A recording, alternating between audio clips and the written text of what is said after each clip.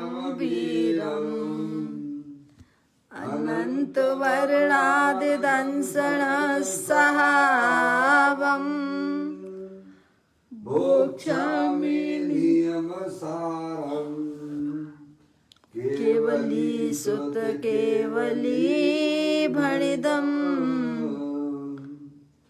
नम कर अनंते उत्कृष्ट दर्शन ज्ञानमय जिन वीर को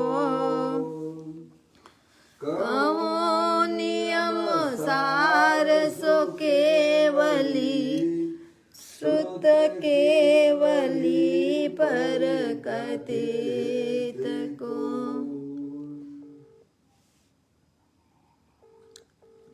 श्री नियम सार जी नामक परम आध्यात्मिक ग्रंथ स्वाध्याय हेतु में विराजमान है। आज से 2000 वर्ष पहले नया साल कोविड-19 वैक्सीन इस महान पवित्र ग्रंथ की रचना आचार्य श्री कुंद देव द्वारा इसी पवित्र भूमि पर की गई और इसके टीकाकार पदम प्रबंधधारी देव मनराज हैं। ग्रंथ का नाम नियम सार है। नियम से करने योग्य कार्य अपनी आत्मा में सम्यक दर्शन, सम्यक ज्ञान, सम्यक चारित्र रूपी निर्मल पर्याय, पवित्र पर्याय, मोक्ष मार्ग रूपी पर्याय को प्रकट करना, क्योंकि वह पर्याय स्वयं ही सुख स्वरूप है और अनंत सुख का कारण भी है।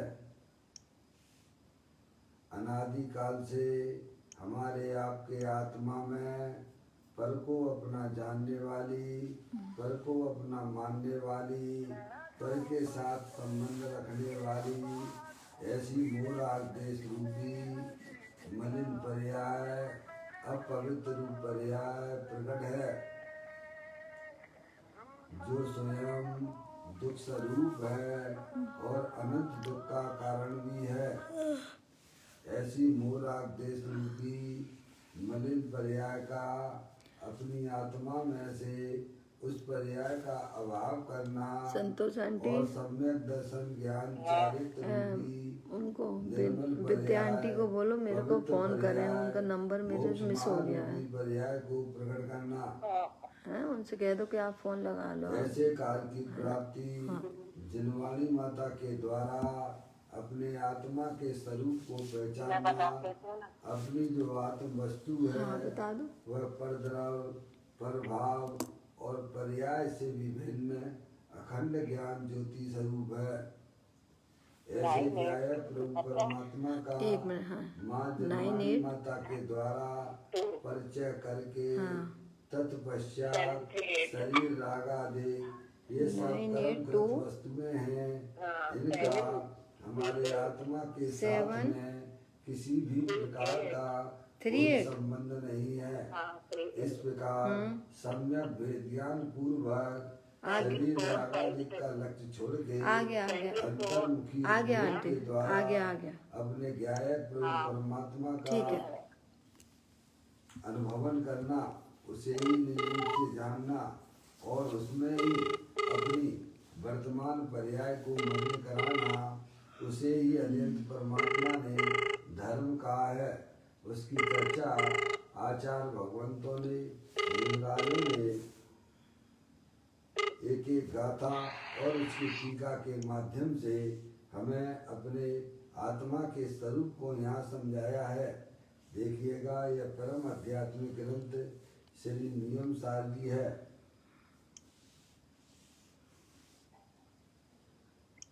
यहाँ पर 7वां अधिकार इस ग्रंथ का चल रहा है, जिसका नाम है परम आलोचना अधिकार, जिसकी 155वें नंबर का कलश हम आप स्वाध्याय हेतु पढ़ रहे हैं। उसका प्रारंभिक पाठ करते हुए पदम प्रबंधाई देव मुनिराज ने जो अपने भाव इसमें व्यक्त किए हैं उसको अपन समझने का प्रयत्न करेंगे। पाठ करता हूँ।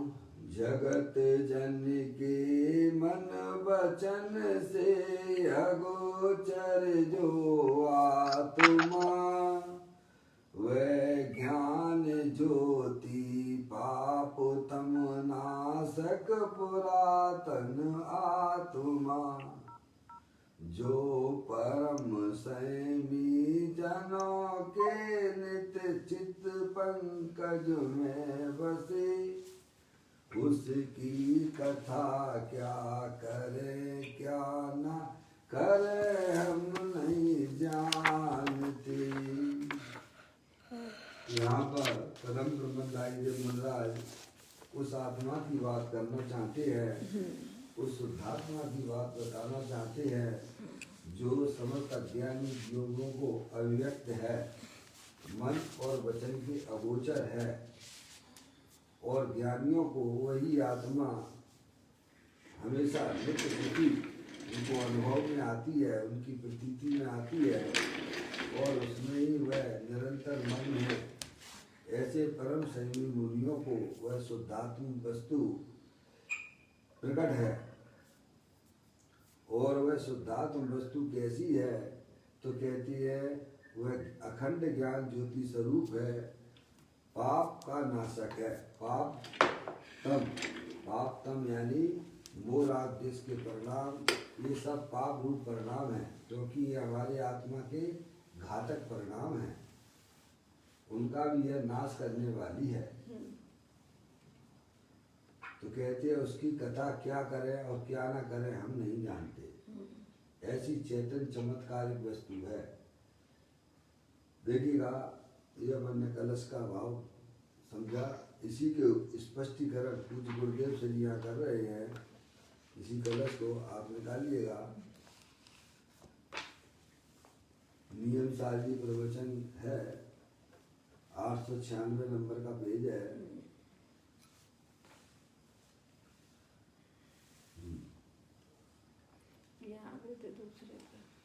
लास्ट में देखें 896 नंबर का पेज, तीसरा भाग है। इस प्रकार इस पद द्वारा परम जिन योगीश्वरों ने वास्तव में व्यवहार आलोचना के प्रपंच का उपहास किया है। यानी व्यवहार जो आलोचना है उसको यहाँ पर उसकी हंसी उड़ाई गई है, क्योंकि इसमें जो परम आलोचना का स्वरूप, निश्चय आलोचना, वास्तविक आलोचना का स्वरूप यहाँ बताया गया है।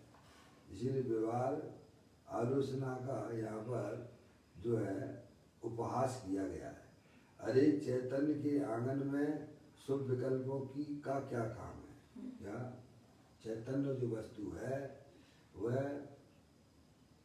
अखंड ज्ञान ज्योति स्वरूप है, उसमें शुभ विकल्प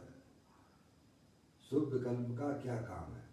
जो भगवान की पूजा का, भक्ति का, स्वाध्याय का, यानी ये सब जो है कसाई की मंदता रूप परिणाम संसार अवस्था में होते हैं, है?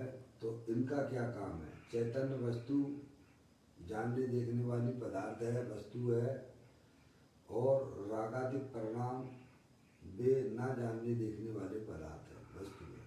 हो गया, दोनों भिन्न भिन्न है, एक दूसरे की शक्ल दूसरे से मिलती जुलती नहीं है। हो गया यार। तो कहते हैं अरे चैतन्य के आंगन में शुभ विकल्पों का क्या काम है? विज्ञान घन है ना चैतन्य वस्तु, जिसमें परद्रव्य शरीर आदि से तो भिन्न है ही, लेकिन रागादिक परिणतियों से भी वह अपनी चैतन्य वस्तु भिन्न है?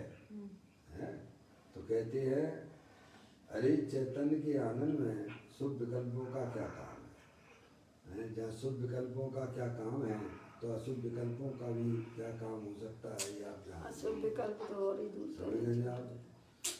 हमें तो परमार्थ स्वरूप चैतन्य के आश्रय से ही विशुद्धता होती है। ऐसा पदम प्रबंधाई देव मुनिराज कहते हैं कि हमारी पर्याय में जो निर्मलता प्रकट हुई है, जो समय दर्शन ज्ञान चारित्र रूपी विशुद्धता की प्राप्ति हुई है वह हमारे ज्ञायक प्रभु परमात्मा शुद्धात्मा के अवलंबन से आश्रय से हुई है। समझ गए आप?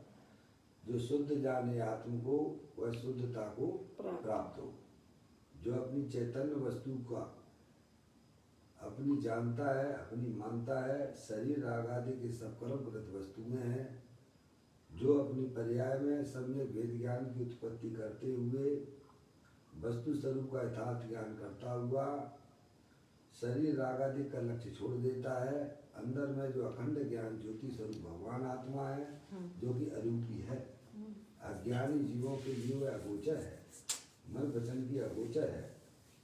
ऐसे शुद्धात्म वस्तुओं को यह सम्यक वेद ज्ञान के द्वारा उस चैतन्य वस्तु को प्राप्त करके उसका आश्रय लेने पर पर्याय में बीतराग आनंद दशा की प्राप्ति होती है। समझे आप? तो कहते हैं हमें तो परम प्रबंधाई मुनराज कहते हैं हमें तो परमार्थ स्वरूप चैतन्य के आश्रय से विशुद्धता होती है। काय के आश्रय से? परधर्म के आश्रय से तो पर्याय में अशुद्धता होती है, दुख की पर्याय उत्पन्न होती है।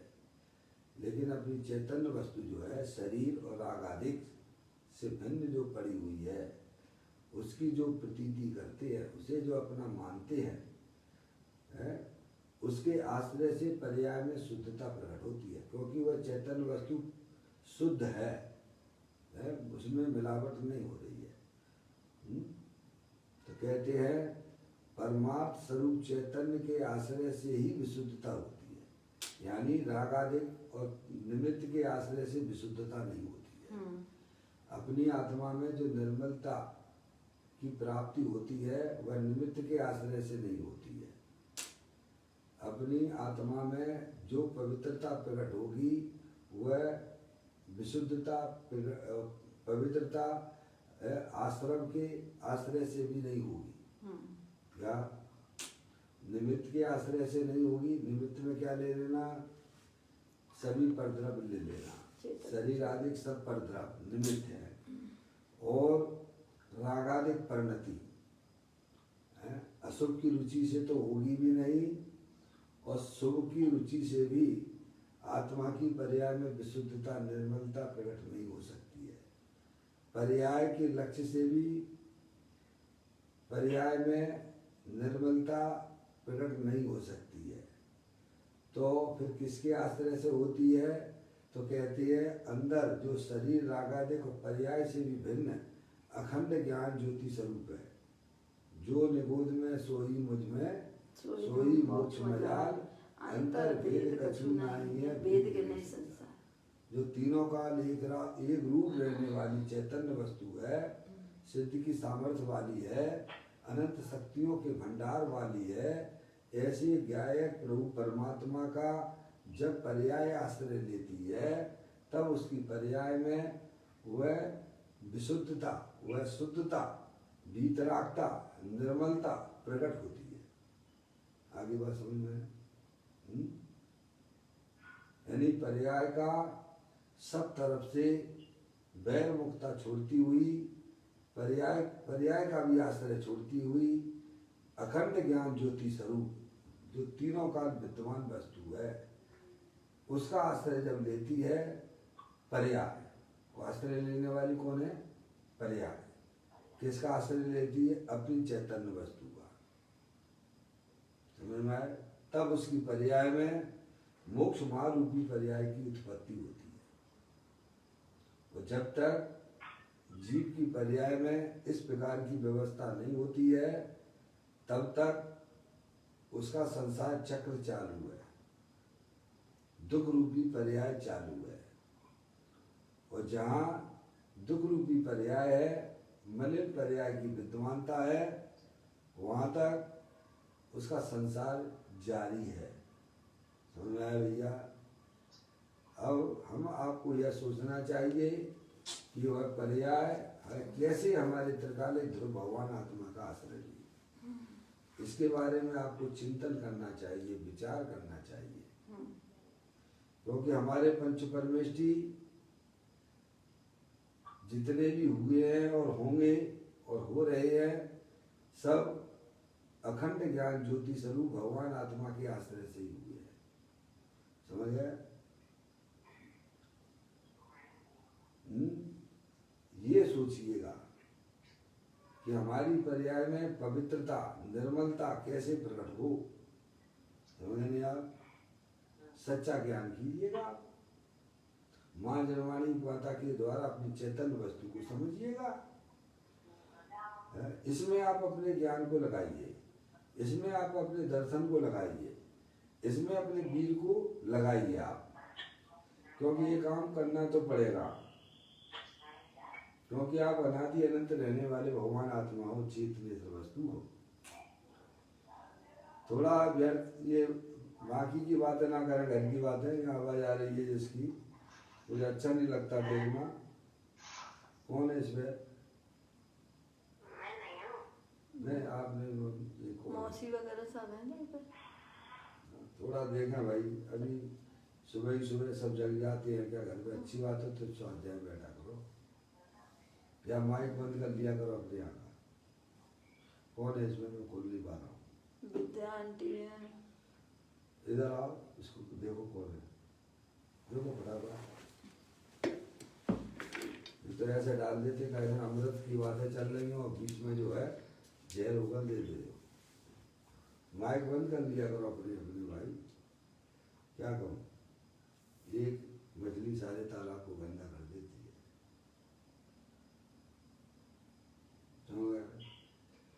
बात ये चल रही थी कि पर्याय में पवित्रता, शुद्धता कैसे प्रकट होती है। तो कहती है निमित्त के आश्रय से नहीं होती है। निमित्त में शरीर से लेके सारे चेतन अचेतन पदार्थ, क्या उससे तो पर्याय में गंदगी उत्पन्न होती है। वह गंदगी चाहे वह अशुभ रूप से हो अथवा शुभ रूप से हो। पवित्रता प्रकट होती है तो अपना चैतन्य स्वरूपी भगवान आत्मा आप स्वयं हो, स्थायी वस्तु हो। आप शरीर के अंदर स्थायी वस्तु हो। शरीर तो नया मिलता है और छूट जाता है। वह आत्मा को आज तक प्राप्त नहीं हुआ, कभी होगा भी नहीं। तो आप इस शरीर के अंदर एक बार भेद ज्ञान के द्वारा देखने का प्रयत्न कीजिए। अमृत स्वरूप वस्तु विद्यमान है, पूर्ण निराकुलता स्वरूप वाली वस्तु विद्यमान है, जिसका हमने कभी जिंदगी में परिचय नहीं किया है। उसकी बात यहाँ की जा रही है। समझ में आया भैया? अपने आप को पहचानने की कोशिश कीजिए। आप शरीर मत देखिए अपने आप को। आप अरूपी पदार्थ हो, अमूर्तिक पदार्थ हो, अनंत शक्तियों के भंडार वाले हो। जितनी शक्तियाँ प्रभु के पास में हैं, उतनी की उतनी शक्तियाँ प्रत्येक जीव में विद्यमान है। एक इंद्री से लेके असंगी पंचमी जीव उस शक्ति को पर। क्या भाई साहब? हाँ यही है। कौन है ये? विद्या आंटी। बंद कर दो पहले एक समय। विद्या आंटी काट दो उनको, दिखाई मुझे। अरे काट दो, बाद में उनको जब फ्री हो जाएंगे तब लगा लेंगे। ये भी हमारी घर वाली जो है कैसा में उन्हें बड़ा मोह रहता है लोगों को जो है, चाहे भले डिस्टर्ब करे तो अभी चलने दो। है क्या क्या करते रहते हैं? अरे क्या है उसमें डिस्टर्ब करने से कोई मतलब थोड़ा है। आपको बातें करनी है तो आप या तो उसको म्यूट कर दीजिएगा, है पता नहीं। मम्मी कोई नहीं बोलेगा, चोर के पांव पतले रहते हैं। मम्मी हाँ चलो, मम्मी के यहाँ से तो नहीं आ रही है। एक एक करके काटते जाइए तो समझ में आ जाएगी। हाँ प्रतिभा भाभी, क्योंकि सभी सामूहिक रूप से रहते हैं ना। प्रतिभा भाभी डिस्टर्ब मेरे को ही नहीं होता है, मैं तो बोलता चला जाऊंगा। पारसमणि दीदी, जो साथ में बैठे हुए उनमें ज्यादा डिस्टर्ब होता हाँ है। ये आवाज कहाँ से आ रही है? कौन बातें कर रहा है? भाभी क्या हो रही नीचे बातें? क्या पारसमणि भाभी, ऋतुआ भाभी? सलाम नहीं बोला। मुझे बताओ कहाँ? अरे नहीं बोला ना, अब आप रख लो। 5 लोग जुड़े हैं, वो मौसी है, मम्मी है। कहाँ से बोलती है? अच्छा है, मुझे नहीं आता, नहीं तो मैं तो समझे आप। देखो, पर्याय में पवित्रता प्रकट करने की बात है। प्रत्येक जीव आत्मा है और पवित्र पर्याय स्वरूप एक वस्तु है। समझ रहे हैं आप? अरूपी है, अमूर्तिक है, वह चैतन्य वस्तु। आज तक हमने उसका पक्का निर्णय नहीं किया ज्ञान के पर्याय में। और जिस समय इस जीव को यह ख्याल में आता है, ज्ञान में आता है, ये सब अरिहंत परमात्मा के द्वार पे आके मालूम पड़ेगा आपको। सही बात है। अन्य मतों में तो इसकी चर्चा ही नहीं है। क्या? अन्य मतों में तो इसकी चर्चा है ही नहीं है, क्योंकि वे आत्म वस्तु को जानने वाले हैं नहीं है। वहाँ उनके यहाँ कोई सर्वगर्भक नहीं है। समझ में आया? अरिहंत परमात्मा ही सर्वज्ञ हैं और उनके ज्ञान में ऐसी कोई भी वस्तु अनजानी नहीं रही है जिसे वे नहीं जानते हों। सही बात। ऐसा उनकी ज्ञान की पर्याय में विकास हुआ है सर्वज्ञ। और वह विकास अपनी चैतन्य द्रव्य के आश्रय से हुआ है। समझ नहीं आप? वो चैतन्य वस्तु जो है सर्वज्ञ स्वभावी है। शक्ति उसमें सर्वज्ञ स्वभावी शक्ति पड़ी हुई है। समझा? उसका आश्रय लेने पर पर्याय में सर्वज्ञता प्रकट होती है। तो कहते हैं चैतन्य के आंगन में शुभ विकल्पों का क्या काम है? हमें तो परमार्थ स्वरूप चैतन्य के आश्रय से ही विशुद्धता होती है। ये परम प्रेमदायी देव ऐसी बात यहाँ बताते हैं। हमारी पर्याय में वे मुनि है और उनकी पर्याय में निर्मल पर्याय का प्रभाव चालू है। तो कैसे है? तो कहते हमारी चैतन्य वस्तु के आश्रय से हुआ है। और जिन जिन को भी होगी पर्याय में विशुद्धता पवित्रता, वह अपने चैतन्य वस्तु के आश्रय से ही होगी। सही बात है। आश्रय लेने वाली पर्याय है जो अनादि काल से परद्रव प्रभाव को अपना माने बैठी है। वह तो संसार का कारण है। जे स्वरूप समझे बिना पावे दुख अनंत, समझाऊं ते परिणमू से सर्व भगवंत। समझ आप? यही पंच परमेष्टि ने हमारे ऊपर उपकार किया है कि हमारी चैतन्य वस्तु को हमें उन्होंने बता दिया है। समझ आप? तो परम प्रबंधाई देव मनराज हमें यही समझाना चाहते हैं कि हमारी पर्याय में विशुद्धता प्रकट है, पवित्रता प्रकट है और वह पवित्रता हमारी चैतन्य वस्तु के आश्रय से हुई है, पर चैतन्य वस्तुओं के आश्रय से नहीं हुई है। हमें तो परमार्थ स्वरूप चैतन्य के आश्रय से ही विशुद्धता होती है। इसीलिए वही परमार्थ आलोचना है। इसी को कहते हैं परमार्थ आलोचना। यानी पर्याय की सन्मुखता अपने द्रव्य के सन्मुख होगी तो पर्याय में आलोचना, परम आलोचना प्रकट होगी। भले ही पाठ पढ़ लेना और अपने दोषों का है भाई साहब, उन दोषों का आलोचना करना, वह तो व्यवहार है, व्यवहार आलोचना है, शुभ भाव है। परमार्थ आलोचना तो ये है, ये जी माँ चिट्ठे माँ जंप है। तो किसी प्रकार का विकल्प ना कर, अपनी चैतन्य वस्तु के पास में चला जा। क्या भाई? पर्याय का धर्म तो ये है कि अपने द्रव्य के साथ में रहना। किसके साथ में रहना? अपने द्रव्य के साथ में रहना, बस है।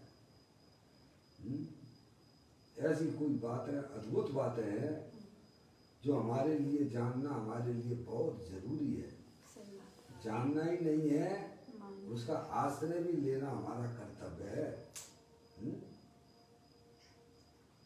अब देखिएगा आगे कहते हैं, मूल सूत्र में निश्चय आलोचना का स्वरूप कहकर ऐसा कहा है कि हे शिष्य, तू परम जिन्नाथ के उपदेश द्वारा, जिनेंद्र परमात्मा के उपदेश द्वारा निश्चय आलोचना के स्वरूप को जान। पूज्य गुरुदेव श्री कहते हैं क्या,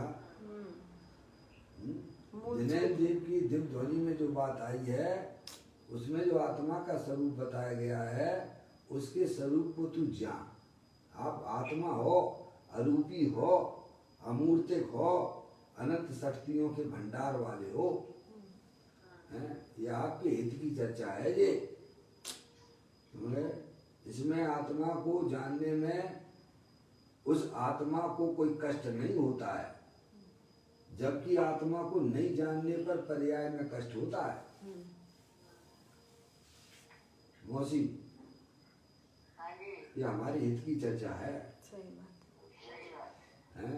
आत्मा को जानने पर उस जीव को, किसी भी जीव को पर्याय में कष्ट नहीं हो सकता है, बल्कि वह अपने आत्म स्वरूप को नहीं जान रहा है, यही उसके कष्ट का कारण है।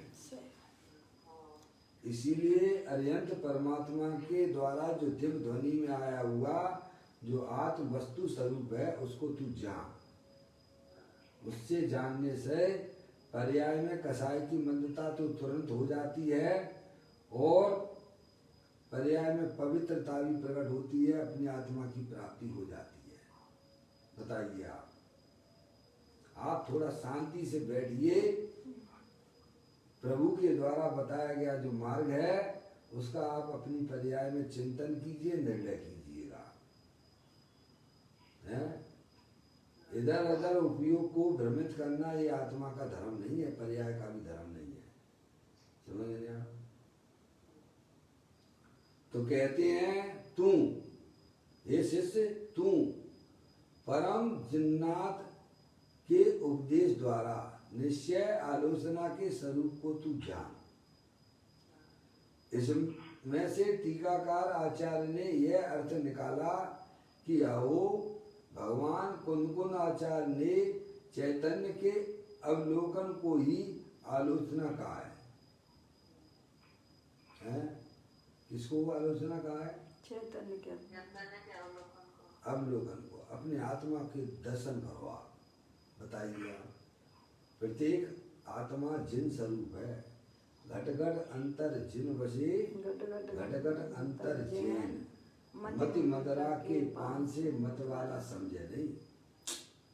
प्रत्येक आत्मा स्वभाव से ही जिन नाथ है, जिन स्वरूपी है, उसके दर्शन करने की बात की जा रही है। जो हमने और आपने कभी अनादिकाल से हो, कभी भी हमने अपने आत्मा का अवलोकन नहीं किया है, क्योंकि आत्मा के स्वरूप को ही नहीं समझा है। जिस धर्म में पैदा होते हो बस उसी को धर्म मानकर अपनी गतिविधियां आगे बढ़ाते रहते हो। क्या समझ में? जिस कुल में भी पैदा ये आत्मा होता है उसी को अपना धर्म मानकर बस उसी में ही लगा रहता है। समझ गए नहीं आप? शरीर मानकर।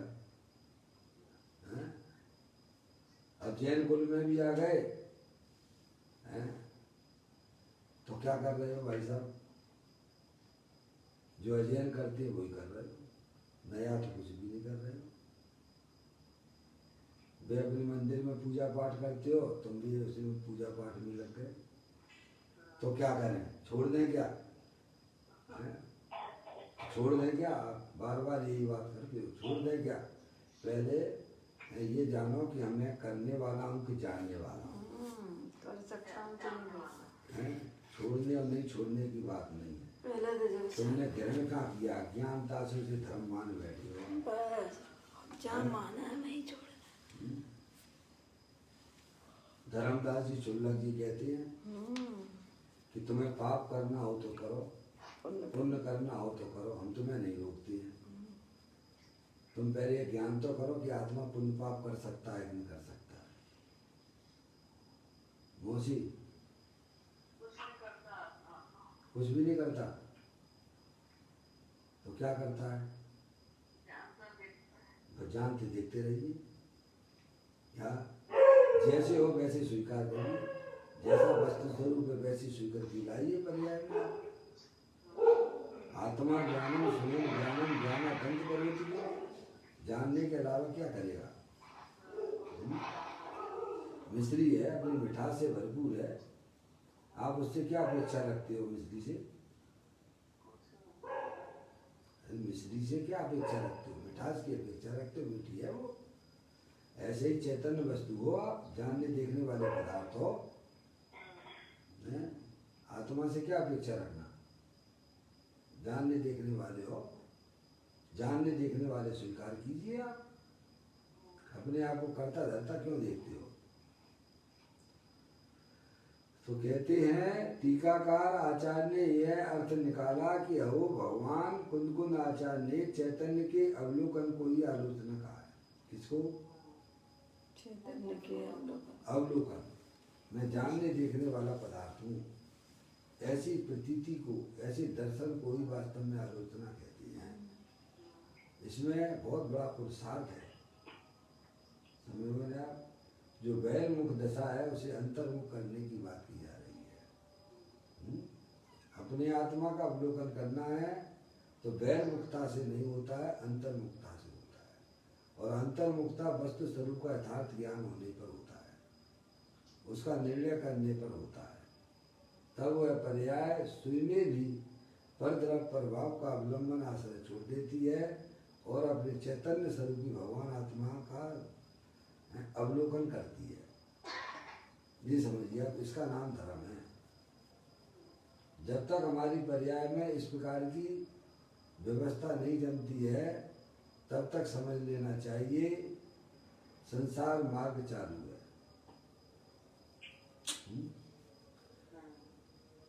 कहते हैं कुंदकुंद आचार्य ने चैतन्य के अवलोकन को ही आलोचना कहा है और व्यवहार आलोचना के विकल्पों की उपेक्षा की है। क्या की है? उपेक्षा की है, उपहास किया है, समझिए।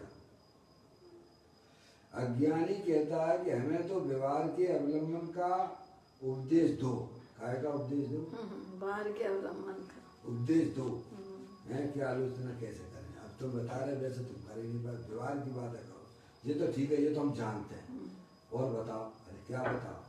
हैं अज्ञानी जी को हैं कि तुम पाठ पढ़ो हैं, और जो है लग गए हैं पर्याय में, उनकी जो है 9 बार नमोकार मंत्र पढ़ो। ऐसी कोई बात बताओ तो समझ में आए हैं। ये तो हम जानते हैं आत्मा की, ऐसा समझता है ज्ञानी जी।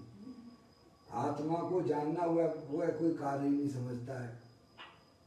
आत्मा का अवलोकन करना हुआ से काम लगता ही नहीं है।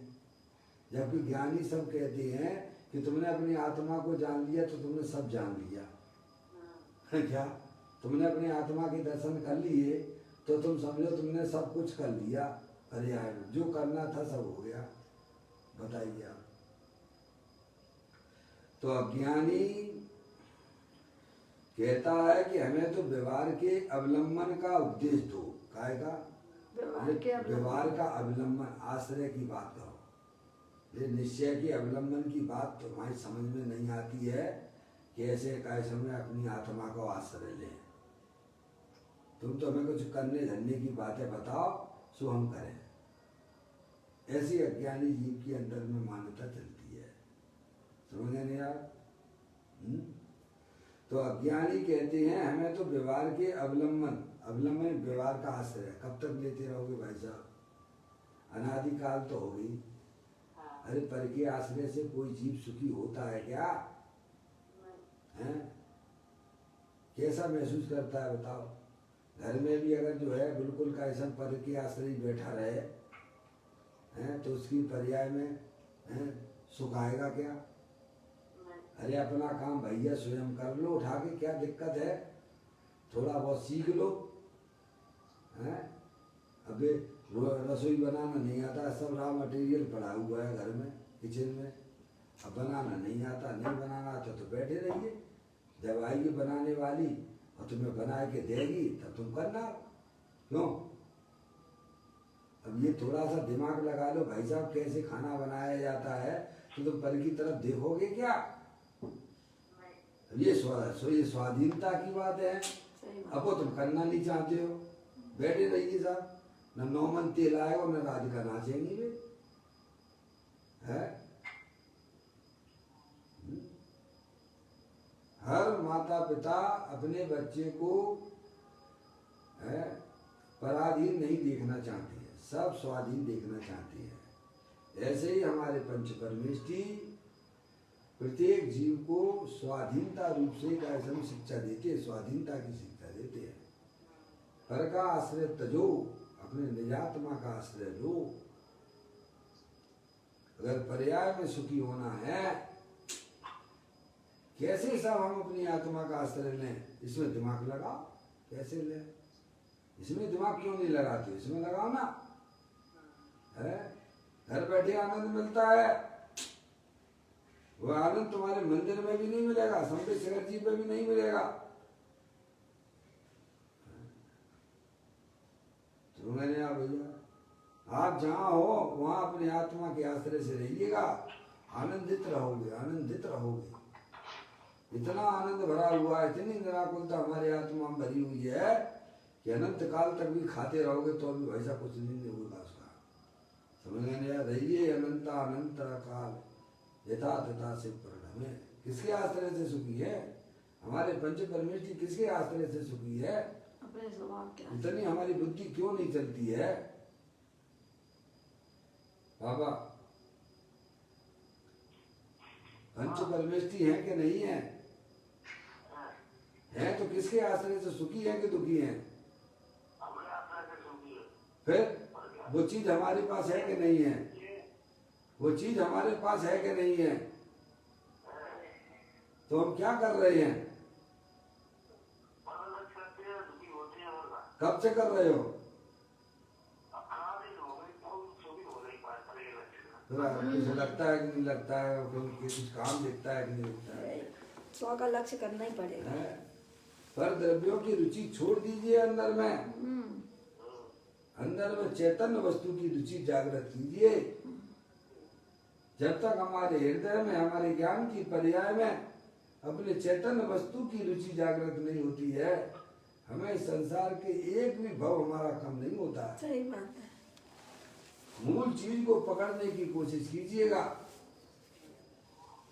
डालियों के पत्ते काटने से क्या होता है? मूल जड़ तो रखी है तो फिर हरी भरी हो जाएगी। खूब कितने भी भगवान की भक्ति करो, कितनी भगवान की पूजा करो, कितने भी संबे शेखर जी की यात्रा करिएगा, एक भाव भी आपका कम होने वाला नहीं है। लेकिन अपने चैतन्य वस्तु की जो पर्याय में समझ अच्छी हो जाती है, भाई साहब देखो आप क्या आनंद ही आनंद मिलता है। ज्ञानी तो कहते हैं हम तो निरंतर अपनी आत्मा में विशुद्धता प्रकट कर रहे हैं, हमारी पर्याय में तो निरंतर विशुद्धता बढ़ती चली जा रही है? वो वस्तु तुम्हारे पास में भी है, अभी आपको मौका है उस वस्तु को समझने का, समझते नहीं। सही बात है। बस काम धंधे में ऐसे लगे थे, मस्त हो जाते हो, है? अरे यही काम करना है तो त्रियंच गति तो खुली पड़ी हुई है, वहां तो जाओगे जाओगे।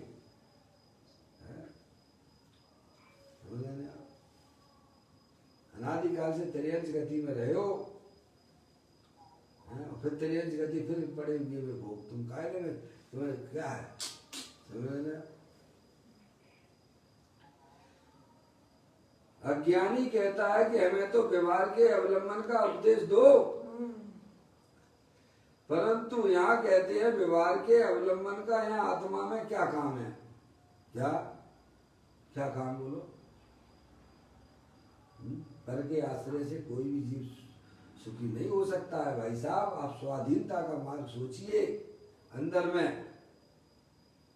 पूज्य गुरुदेव श्री तो 604वें नंबर के बोल में यही बात तो हमें समझाते हैं कि अनादिकाल से आत्मा के बिना गाड़ी चलाई है, अब राग के बिना गाड़ी चलाना सीखो। कब सीखोगे? जब मनुष्य पर्याय हमारे हाथ से चली आई तब, है? सही बात है। इस मनुष्य पर्याय में भाई साहब पर्याय में नारायण भगवान पर्याय प्रकट कर लेता है जी, नर से नारायण बन जाता नर से नारायण हो जाता है। है। सम्यक दर्शन के लाले पड़ गए अभी तो, क्योंकि पर के आश्रय पड़े हुए, सच्चा तत्व निर्णय भी नहीं हो पा रहा। भगवान के भरोसे नैया डाल रही तुमने उठा के। बिल्कुल बिल्कुल। मैंने तेरे ही भरोसे पारसनाथ, सागर में नैया डाले दई। उनकी नैया तो डूबेगी। जन भगवान भगवान के भरोसे बैठे हुए हैं, उनकी तो कभी भी कैसा भी संसार सागर से पार नहीं हो सकते हैं। डूबेगी। भगवान ने कहा ही नहीं, हमारे आचार्य परमेश्वर ने भी नहीं कहा है कि भाई साहब पर के आश्रय से आप नहीं गया। मैं अपने स्वाधीन तत्व का आश्रय लिए हुए हूँ, ये कह रहे हैं मुद्रा। हमारी पर्याय में जो विशुद्धता, निर्मलता, पवित्रता जो प्रकट है, वो हमारे गाय प्रभु परमात्मा के आश्रय से है। वही प्रत्येक जीव को करने लायक है।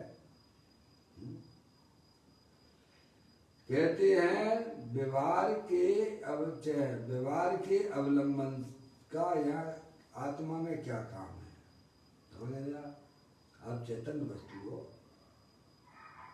अपने स्वाधीनता का, अपने द्रव्य का पहचानो पहले उसे, पर द्रव्य प्रभाव और पर्याय से विभिन्न है, अपने ज्ञानादि अनंत शक्तियों से भरपूर है, अमूर्तिक है वस्तु।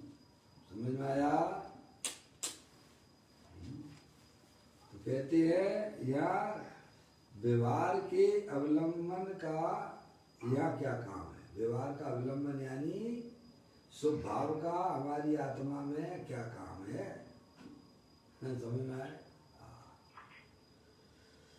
क्योंकि चैतन्य के अवलंबन में व्यवहार का अभाव है। क्या है? चैतन्य वस्तु में तो स्वभाव का अभाव है ही, लेकिन जो पर्याय अपने चैतन्य का आश्रय लिए हुए है, उस पर्याय में भी व्यवहार का अभाव है। मम्मी,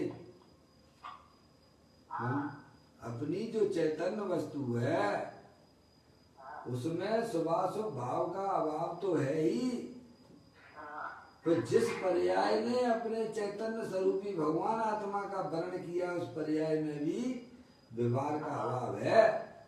ऐसी चमत्कार एक वस्तु यहाँ विराजमान है भैया सबके पास में। सबके पल्ले लाल, लाल बिना कोई नहीं, लाल बिना कोई नहीं, और गांठ खोल देखी नहीं, ताते भयो कंगाल। तो कहते हैं मेरे आंगन में, मेरे चैतन्य आंगन में स्वभाव का क्या काम है? क्योंकि मेरी चैतन्य वस्तु स्वभाव से रहित है, और जो पर्याय ऐसे गायक प्रभु परमात्मा का आश्रय लेती है, उस पर्याय में भी स्वभाव का अभाव है। मौसी, जैसे सूरज में अंधकार का अभाव है कि नहीं है? अरे सूरज है, वो परद्रव्यों से भिन्न है कि नहीं है, और परद्रव्य के भावों से भिन्न है कि नहीं है? हैं? तीनों काल भिन्न है मौसी है। उसमें अंधकार का प्रवेश है क्या? वह तो भाई साहब प्रकाश का भंडार है सूरज। ऐसे ही अपनी चैतन्य सूरज वस्तु देह देवल में विराजमान है। शरीर आदि पर पदार्थों से तो भिन्न है ही, पर राग रूपी अंधकार से भी अपनी चैतन्य सूरज वस्तु भिन्न है। और जो पर्याय ने ऐसा स्वीकृति की है, उस पर्याय में भी शुभ राग का अभाव है। सूरज में अंधकार का अभाव, पर पदार्थों का अभाव है, अंधकार का अभाव है, और सूरज की किरण में भी, क्या सूरज की किरण में भी अंधकार का अभाव है कि नहीं है? बोलो पापा, सूरज में अंधकार का अभाव है कि नहीं है? और सूरज की किरण में बस यही ज्ञानी हमें समझाना चाहते हैं। दे देवन में चैतन्य सूरज भगवान आत्मा अनादि अनंत विद्यमान है, उसमें परद्रव प्रभाव का तो अभाव है ही। पर सूरज चैतन्य सूरज की किरण जिसने जिस किरण ने अपने आत्मा का, जिस पर्याय ने अपने आत्मा का अवलंबन लिया है, उस किरण में भी शुभ राग का अभाव है। अशुभ की तो क्या बात करना, सही बात है। वो बात यार ज्ञानियों ने समझाई है। चैतन्य के अवलंबन में व्यवहार का अभाव है, जिसकी सत्ता ही नहीं है उसका आदर कैसा, बोलो। सही बात। काय का आदर है? पर द्रव्यों से प्रेम किए जा रहे हो, क्या मिलता है, बोलो क्या मिलता है? अरे एक क्षण विचार तो करो प्रभु, पर द्रव्यों से जो हमारे हृदय में, हमारे ज्ञान की पर्याय में जो प्रेम चल रहा है, वो हमारे लिए दुर्गति का कारण है। अपने आत्मा को पहचानो।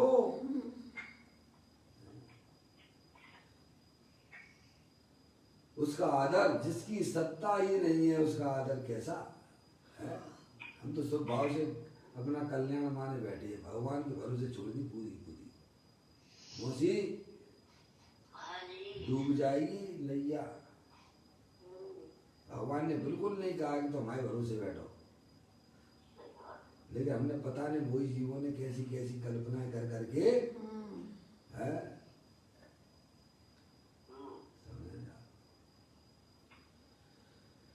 जिसकी सत्ता ही नहीं है उसका आदर कैसा उसका आदर? स्वभाव की सत्ता है अपनी चैतन्य वस्तु में, स्वभाव का तो अभाव चल रहा है उसमें निरंतर। अज्ञानी कहते हैं कि अरे तुम व्यवहार को ढीला करके उसकी उपेक्षा करते हो और निश्चय का आदर करते हो, परंतु भाई यह तो आचार भगवान का कथन है, हमारी बात थोड़ा है। क्या ये तो आचार भगवंतों ने कहा है भैया, ये तो यहाँ लिखा पड़ी है, इसीलिए इतनी बात दमदारी से बोली जा सकती है। नहीं हो तो पर व्यक्ति पकड़ ही ले तुम्हें, हैं? ये बहकी बातें ना करो। भगवान ने खूब कहा तुम्हें पूजा करो, भक्ति करो, समझ में आया कि नहीं आया? ये तो यहाँ लिखा पड़ी है ग्रंथों के अंदर, समझ गए नहीं? क्या ज्ञानी कहता है कि अरे तुम व्यवहार को ढीला करके उसकी उपेक्षा करते हो और निश्चय का आदर करते हो, परंतु भाई यह तो आचार भगवान का कथन है, अपनी कोई बात नहीं है इसमें। आचार भगवंतों के पास जाते हुए कहते भाई साहब हमारी कथन नहीं है, ये अद्वैत परमात्मा की दिव्य ध्वनि में से आई हुई बात है। भोग क्षामी नियम सारम केवली सुत केवली बनिदम। आचार्य कुंदकुन देव के पास जाओ, मुनराज के पास जाओ कि प्रभु आप ऐसी ऐसी बातें क्यों करते हो, तो वे कहते हमारी बात नहीं है, ये तो जो है भाई साहब अनादि से सब तीर्थंकरों की आई हुई दिव्य ध्वनि है ये। क्या मौसी है, समझ नहीं आप? ये तो अनंत तीर्थंकरों के दिव्य ध्वनि में से आई हुई बातें हैं। भोग क्षामी नियम सारम केवली सुत केवली बनिदम। अरिहंत परमात्मा ने कहा है कि भाई साहब अपनी पर्याय को द्रव का अवलंबन दे दीजिएगा, अभी अभी दीजिए तो अभी जब ही जिए आत्म जाने तब ही जिए शिव सुख ठाने। जब ही जाने आपको आपकी पर्याय में सिद्ध भगवान जैसा आनंद मिलने लग जाएगा, क्योंकि सिद्ध भगवान जैसी वस्तु तो प्रत्येक आत्मा है ना। क्या आपको कहीं से लाना नहीं है? ऐसी यात्रा करने का मन नहीं होता है क्या?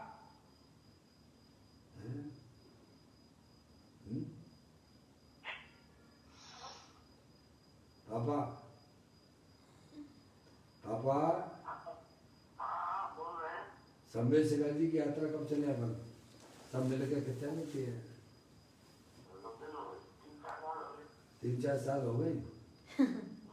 अब बना लो सामूहिक, अपन चलते सब लोग। क्या करोगे जाके? हैं, बहू में टाइम नहीं है। मौसी कह रहे हैं बहू में टाइम नहीं है, हैं? अरे वहाँ जाके भी क्या करोगे? हैं?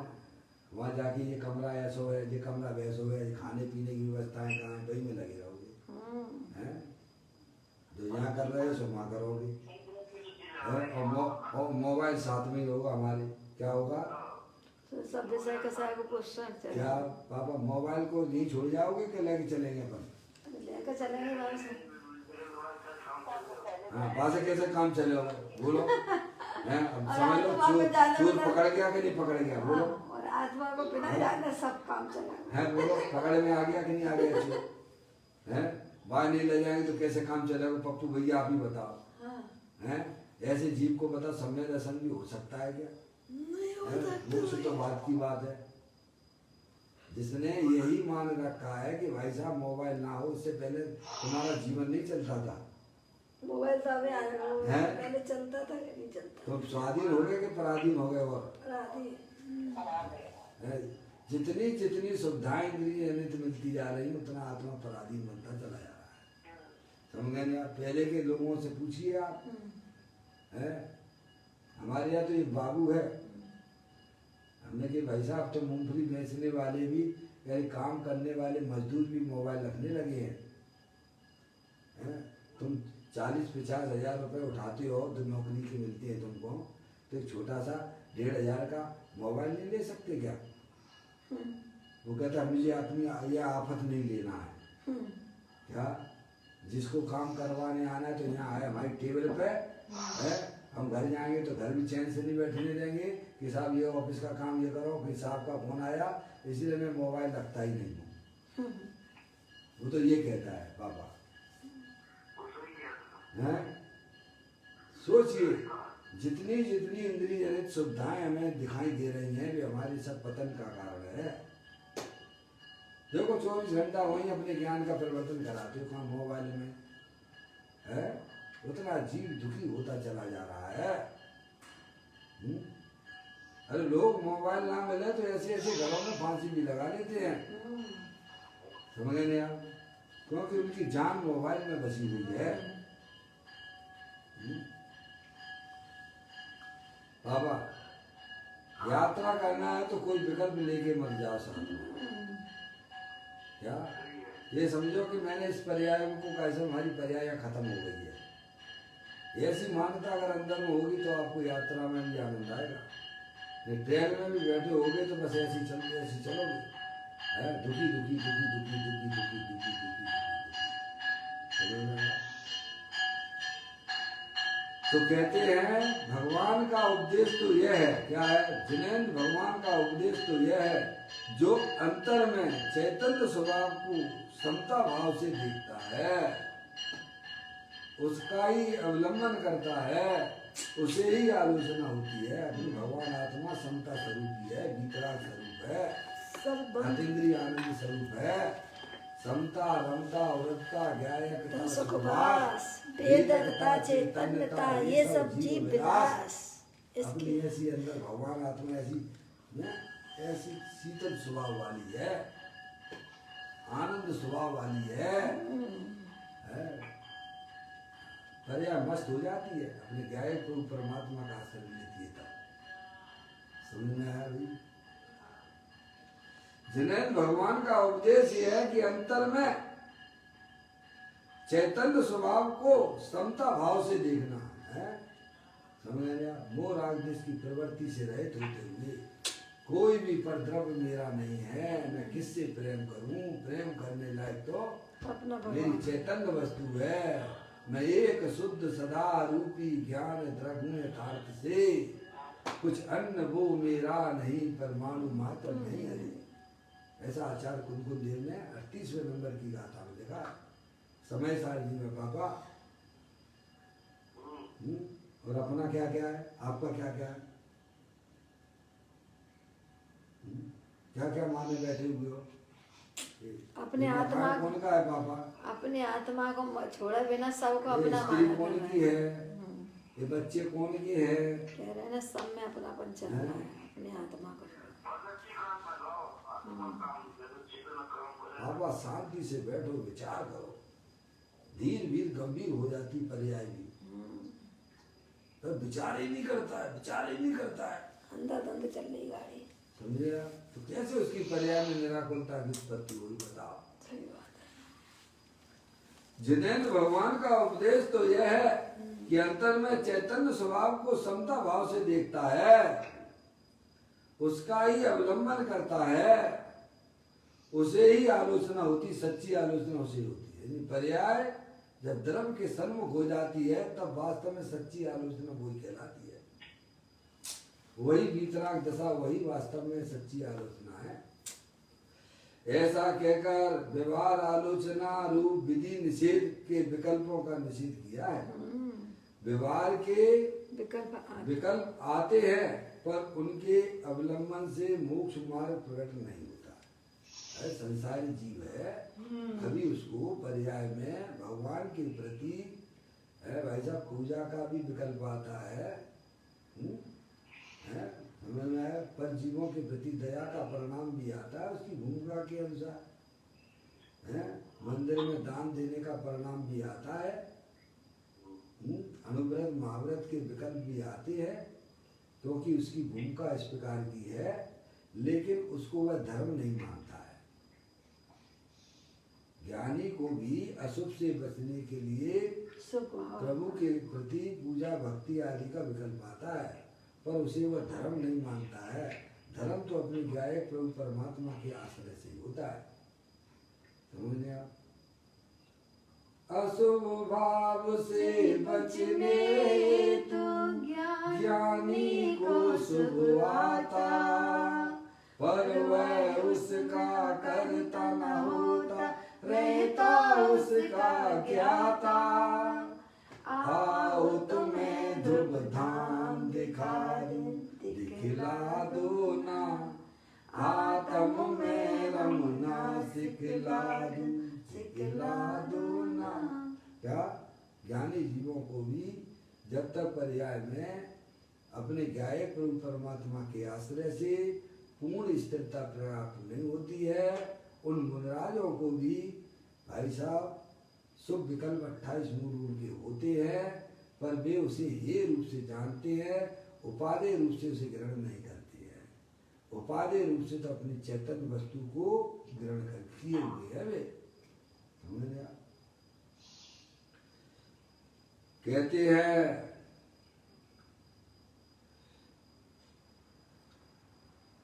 ऐसा कहकर व्यवहार आलोचना रूपी विधि निषेध के विकल्पों का निषेध किया है। व्यवहार के विकल्प आते हैं ज्ञानी को, पर उनके अवलंबन से मोक्ष मार्ग प्रकट नहीं होता है। या उनके भरोसे नहीं बैठे हैं। सही बात है। निमित्त के भरोसे तो छोड़ दीजिए कि भाई साहब हम मुझे बहुत बड़ा अच्छा काम कर रहे हो, तुम बिल्कुल अच्छा काम नहीं कर रहे हो। सही बात। कसाई की मान्यता चल रही है तो भाई साहब कब तक चलती रहेगी ये बताओ, है? उसका फल तो अभी आज आने वाला है, आज उसमें आने वाला है।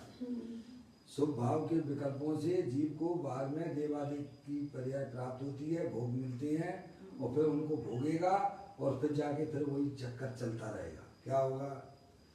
शुभ भाव से विषय सामग्री आदि मिलती हैं पुण्य के उदय से, शुभ भाव पुण्य है, और फिर उसमें वो अपना उपयोग लगाता है, बताइए आप, और वो अशुभ भाव है, समझ लेंगे आप, और फिर वो फिर जो है दुखी बना रहेगा।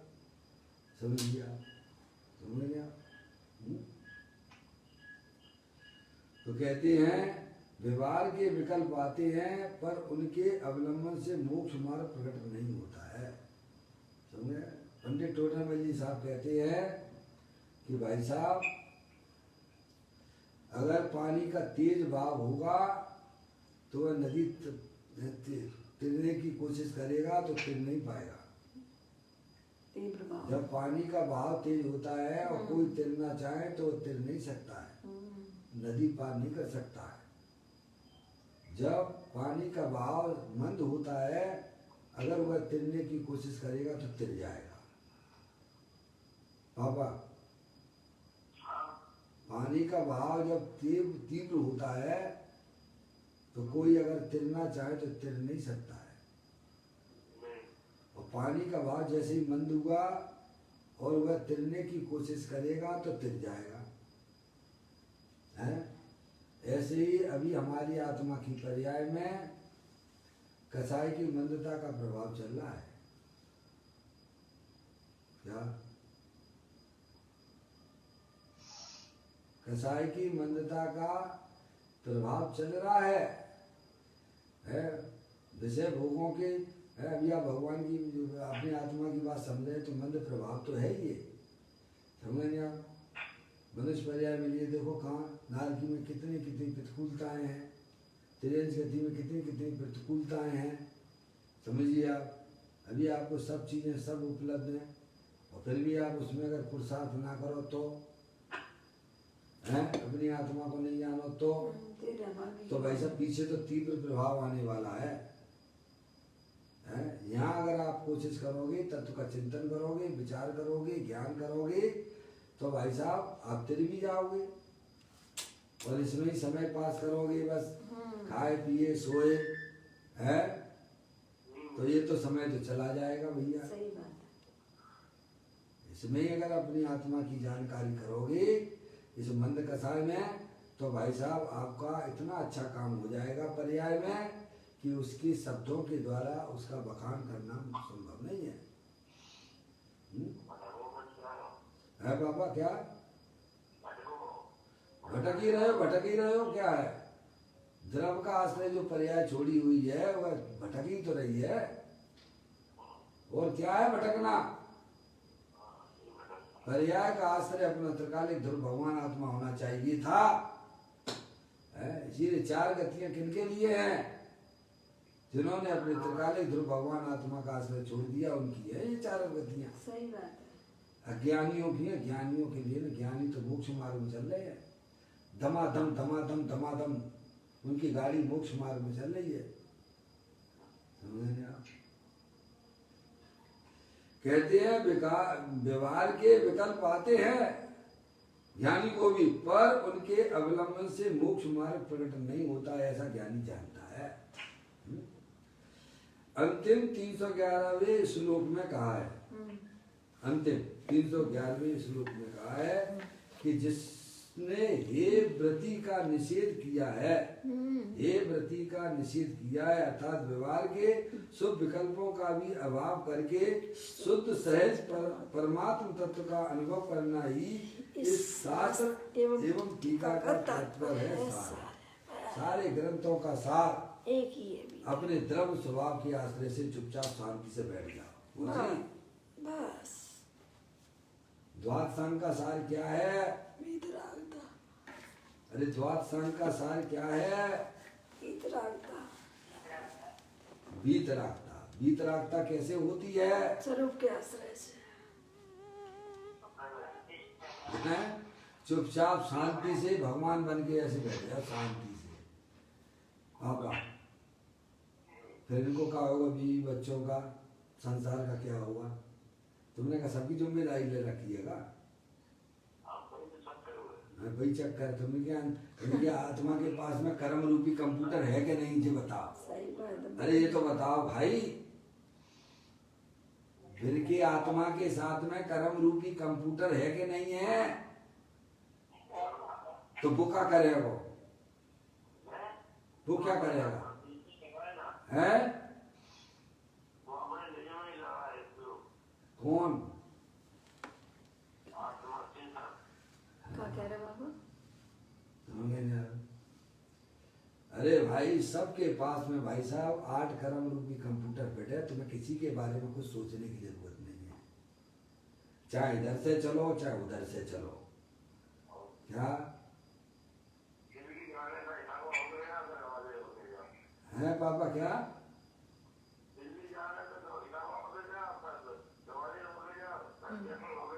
हाँ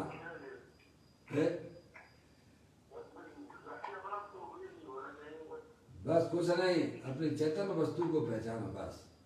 इस पर्याय में तो एक ही काम करने लायक है, अपनी चेतन वस्तु को पहचानिए। समझे आप? अपनी चेतन वस्तु को पहचानने से पर्याय में होने वाले विकल्पों का भी तांता खत्म हो जाता है। ऐसी चैतन्य वस्तु अंदर में, चमत्कारिक वस्तु है वो।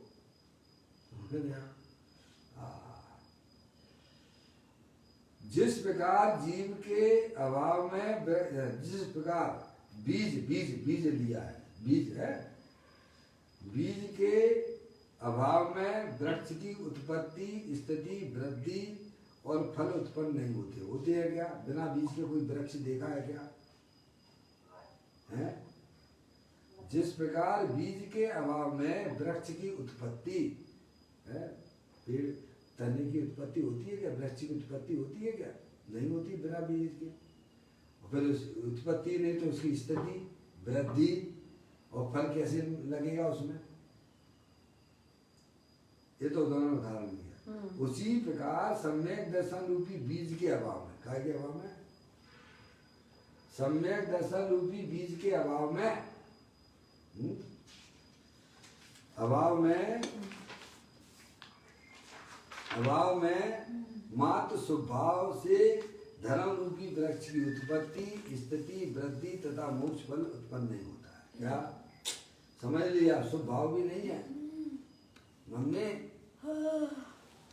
कुछ गुरुदेव श्री समझा रहे हैं, जिस प्रकार बीज के अभाव में वृक्ष की उत्पत्ति, स्थिति, वृद्धि और फल लगना संभव नहीं है, उसी प्रकार से सम्यक दर्शन के अभाव में, क्या सम्यक दर्शन रूपी बीज के अभाव में मोक्ष महल की प्रथम सीढ़ी है सम्यक दर्शन।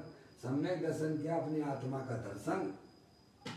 क्या सम्यक दर्शन रूपी बीज के अभाव में मात्र स्वभाव, क्या बाबा?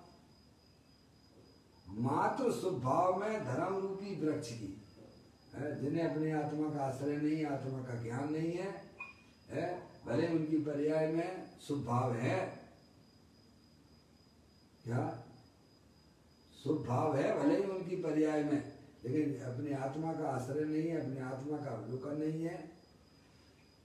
धर्म रूपी वृक्ष की उत्पत्ति, क्या धर्म रूपी वृक्ष की उत्पत्ति, स्थिति, वृद्धि तथा मोक्ष फल उत्पन्न नहीं होता है। ऐसा कहाँ लिखा हुआ है? तो कहते रतन कनम शराब का चार जी में चले जाइए, वहां लिखा हुआ है। 25वें नंबर का है। रतन कनम शराब का चार जी तो सबको मान्य है कि नहीं है? चाहे वे दिगंबर हो, चाहे श्वेतांबर हो, पापा, चाहे 20 पंथी हो, चाहे 13 पंथी हो, चाहे सोनगढ़ वाले हो, चाहे मुनि पंथ हो, क्या सबको रतन करण शराब का चार्जी स्वीकार है। उसमें 32वें नंबर का श्लोक या उमा स्वामी महाराज से जो अपने सीम जो का शराब का चार्ज समंतबद्ध आचार्य किन्ने कहा ग्रंथ ये? समंतबद्ध आचार्य देव ने लिखा है, समझ लिया आप? उन्होंने 32वें नंबर के श्लोक में ये बात की है। विद्या अर्थात सम्यक ज्ञान और व्रत अर्थात सम्यक चारित्र, इस प्रकार सम्यक ज्ञान और सम्यक चारित्र की उत्पत्ति, स्थिति, वृद्धि और फल सम्यक रूपी बीज के बिना उत्पन्न नहीं होते हैं। समझ लिया? विद्या यानी सम्यक ज्ञान, व्रत अर्थात सम्यक चारित्र, व्रत का क्या नाम लिया है? व्रत यानी सम्यक चारित्र। इस प्रकार सम्यक ज्ञान और सम्यक चारित्र की उत्पत्ति किसी सम्यक दर्शन के बिना या बिन ज्ञान चरिता, सम्यक दर्शन के बिना सम्यक ज्ञान और सम्यक चारित्र की उत्पत्ति, स्थिति, वृद्धि तथा फल सम्यक रूपी बीज के बिना उत्पन्न नहीं होते। सम्यक दर्शन चिदानंद मूर्ति आत्मा के आश्रय से प्रकट होता है और वह सम्यक दर्शन मोक्ष मार्ग का कर्णधार है। निश्चय सम्यक दर्शन के बिना निश्चय सम्यक दर्शन के बिना ज्ञान चारित्र की उत्पत्ति नहीं होती है, स्थिति नहीं रहती है, वृद्धि नहीं होती है, और जब मोक्ष मार्ग ही नहीं होता है तो मोक्ष रूपी फल भी नहीं होता है। सम्यक दर्शन ध्रुव चिदानंद वस्तु का ही अवलंबन करता है। किसका? सम्यक दर्शन क्या? अपने चैतन्य स्वरूपी भगवान आत्मा का दर्शन करना, उसका नाम सम्यक दर्शन है। इसका अर्थ यह है कि ध्रुव चेतन वस्तु के अवलंबन बिना मोक्ष मार्ग प्रकट नहीं होता, स्थायी नहीं रहता, वृद्धि को प्राप्त नहीं होता तथा मोक्ष बल भी नहीं देता। रतनकरण सरापाचार्य जी के 31वें नंबर के श्लोक में भी रत्नात्रय में सम्यक दर्शन को सर्वोत्कृष्ट बताया गया। 31वें नंबर के श्लोक में जिस प्रकार समुद्र में पड़ी हुई नाव को पार लगाने वाला खेवटिया होता है, उसी प्रकार संसार समुद्र में पड़े हुए रत्नात्रय रूपी जहाज को पार करने के लिए सम्यक दर्शन खेवटिया समान है। सम्यक दर्शन रहित ज्ञान चारित पत्थर समान है। क्या सम्यक दर्शन के बिना ज्ञान चारित कैसे पत्थर के समान है? सम्यक दर्शन सहित ज्ञान चारित मणि समान है। इससे ही जीव का कल्याण होता है, ऐसा जानना चाहिए। 33वें श्लोक में, तीनों श्लोक ले लिए, 31, 32, 33। 33वें श्लोक में कहा है कि सम्यक दृष्टि ग्रस्त मोक्ष मार्ग में स्थित है। हाँ, मोक्ष मार्ग में स्थित है। सम्यक दृष्टि जीव ग्रस्त मोक्ष मार्ग में स्थित है और मिथ्या दृष्टि द्रव्यलिंगी मुनि मोक्ष मार्ग नहीं है। बिल्कुल। इसीलिए मिथ्या दृष्टि द्रव्यलिंगी मुनि से सम्यक दृष्टि ग्रस्त को श्रेष्ठ कहा गया। 33वें नंबर की श्लोक में रत्नकरण सरापाचार्य। इसीलिए 3 लोक में जीव का सर्वोत्कृष्टकारी सम्यक दर्शन समान दूसरा कोई नहीं है। सही बात। और सम्यक दर्शन का विषय क्या है? ध्रुव शुद्धात्म द्रव्य। तो मैंने आप सम्यक दर्शन का विषय क्या है? अपना ध्रुव परमात्मा, ध्रुव भगवान आत्मा, तीनों काल विद्यमान वस्तु वो है। इस प्रकार ध्रुव स्वभाव का आलम्बन ही मोक्ष मार्ग है, ऐसा कहकर आचार्य देव ने व्यवहार का उपहास किया है, यानी हंसी की गई है स्वभाव की। अर्थात व्यवहार के अवलंबन से मोक्ष नहीं होता है, ऐसा बताया गया। अब 155वें नंबर का यह कलश अपन ने पूरा किया। 155 और 156वें नंबर का कल अपन नया श्लोक यहाँ पढ़ेंगे। उसमें पदम प्रबंधाय के गुरुराज हमें और आगे की बातें समझाएंगे, उसे अपन समझेंगे। निज निधि निज में बताई, ये अनंत अनंत उपकार है, उसके लिए जिनवाणी मांगो वंदना सतवार है, वंदना सतवार है। 9 बार नमो कर्म।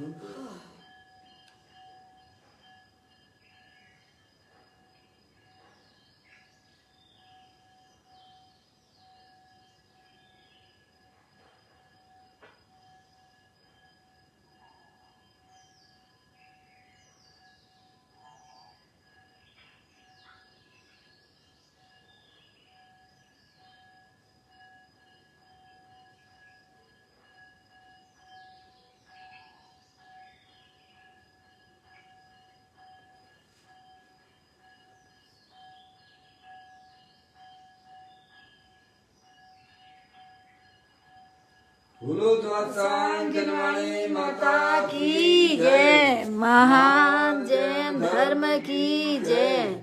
सभी साधर्मी आत्मार्थी